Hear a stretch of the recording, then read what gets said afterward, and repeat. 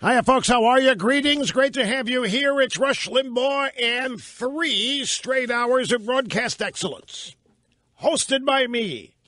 And you can count on the fact that whatever your expectations are, we will meet them. And more than likely, we will exceed them. Because that is the objective each and every busy broadcast day. The telephone number, if you want to be on the program, 800-282-2882, and the email address, lrushbo@eibnet.com. Okay, there is panic inside the Beltway. There is panic over the Cromnibus bill, the omnibus spending bill, ladies and gentlemen. It appears that the Republican leadership pretty much gave Obama and the Democrats everything they want, except for one thing. They are making some tweaks, and I'm going to get into this in greater detail, just setting the table now. They made some tweaks in the Cromnibus bill to the Dodd-Frank financial reform bill, and Elizabeth Warren is fit to be tied, and she's livid. Now, she's in the Senate, and she's out there saying that the Republicans in the House want to shut down the government over their tweaks to the Dodd-Frank bill. No, it's Elizabeth Warren that will shut down the government if she objects to this. But see, this is how it works, and this is why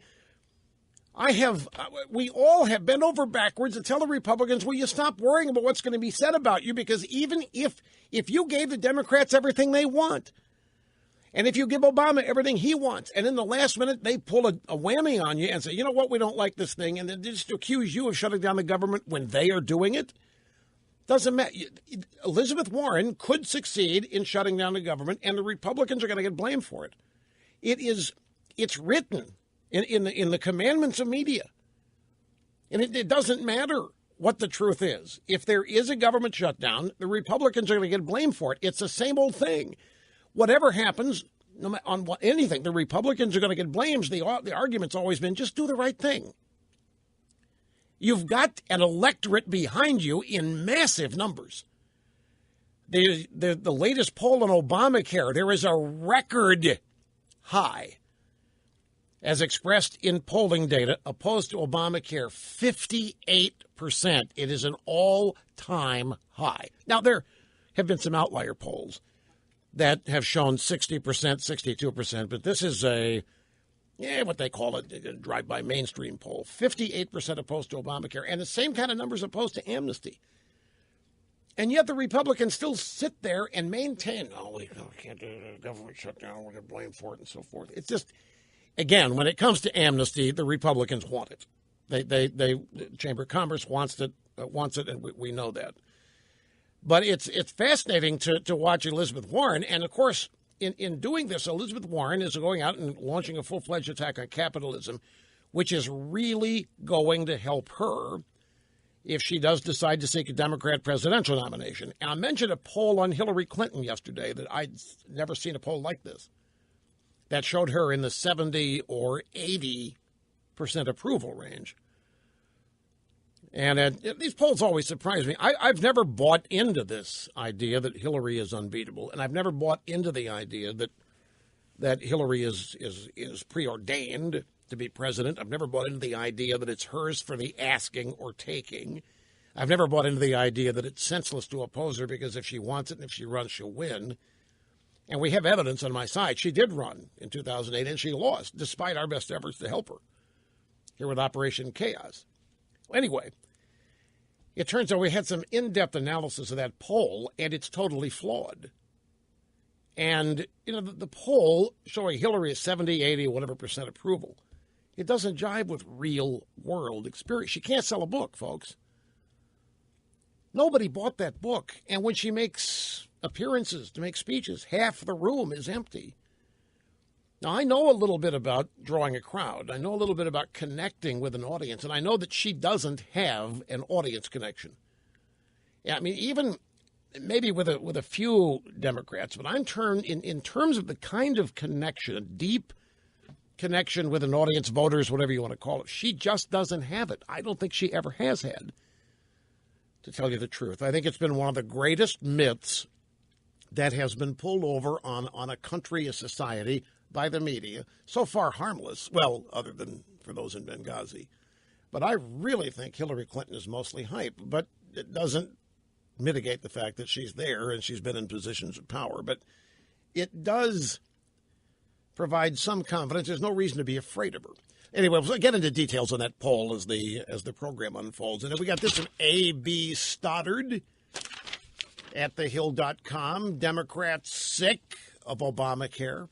You have Kathleen Sebelius running around saying, well, there is a problem with Obamacare. It's the name. It's a branding problem, she says.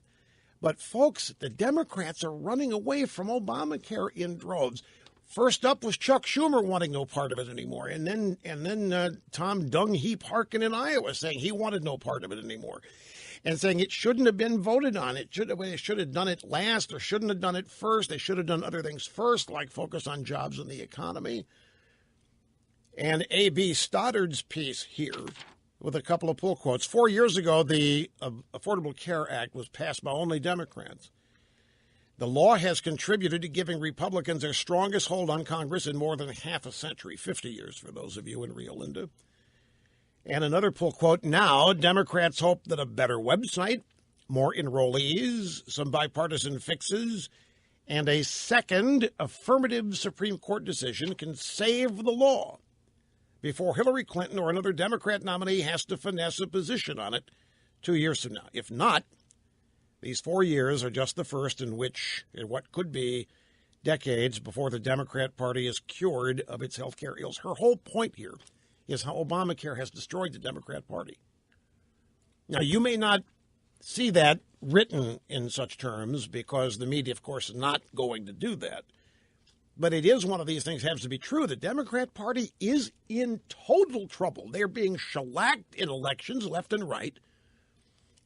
The 2012 presidential race argues against that. Obama was reelected. I understand that presidential turnout being what it is. But the last two midterms that we've had, you can't deny, the Democrats have gotten creamed. The Democrat senators that voted for Obamacare are gone. It has been devastating. They are on the ropes. They have done great damage to their party. Obama has succeeded in doing great damage, which we forecast, by the way, while pointing out that Obama didn't care about whatever damage might occur to the Democrat Party. But here's how A.B. Stoddard opens her piece. Watching Jonathan Gruber testify before the House Government Reform and Oversight Committee on Tuesday was likely too much for most Democrats to take, as he characterized his remarks describing Congress as tricking Americans into approving a new tax as thoughtless, as well as mean, glib, uncalled for, and embarrassing. It's the very definition of the door hitting him on the way out. 4 years after the Affordable Care Act was passed by only Democrats, the law has contributed to giving Republicans their strongest hold on Congress in more than 50 years. Harry Truman, to be precise. And what's even more frightening than the law's unpopularity is the prospect of Obamacare being dismantled by a coming Supreme Court review. The cumulative damage of the Democrat Party and what is suffered, as well as the casualty rate, has brought its leaders to unhappy inflection and reflection point. 2 years ago, Obama reelected to the surprise and delighted Democrats who believed not only would his unique coalition provide him with cover, but a permanent ongoing majority. And now look at what has happened. I only bring this up because I'm trying to reinforce for everybody what a strong position the Republicans have and how for some reason they simply refuse to accept that, to understand it, to know it with confidence, and to act on it. They simply don't know how to act as winners for some reason. That's understandable if you've never been a winner in your mind, and although one day you are, it's hard to do a 180, but it's not that they're just recent winners. They've been winning a lot of elections. So it's curious, and we will delve further into it as the program unfolds.